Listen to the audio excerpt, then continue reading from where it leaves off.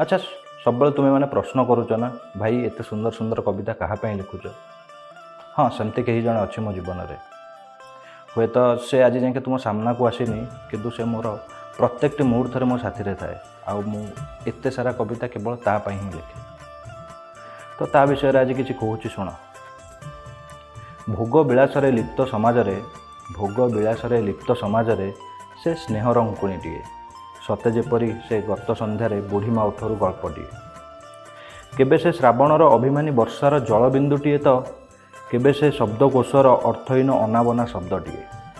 केबे से संध्या आकाशरे मलय पवनर नीरव स्पंदनटीए तो केबे से हृदय तांतिरे अलौकिक स्वरर स्पर्शटीए। केबे से अस्थिर जीवन में शांतिर गुप्त साधनाटीए तो केबे से अपूर्ण कवितार अंतिम पदटीए।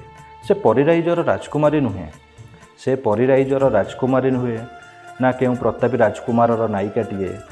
निरीह निष्कपट मिंजासर झीटी से सते जेपरी सृष्टिर सर्वोत्तम रचनाटीए, सते जेपरी सृष्टिर से सर्वोत्तम रचनाटीए।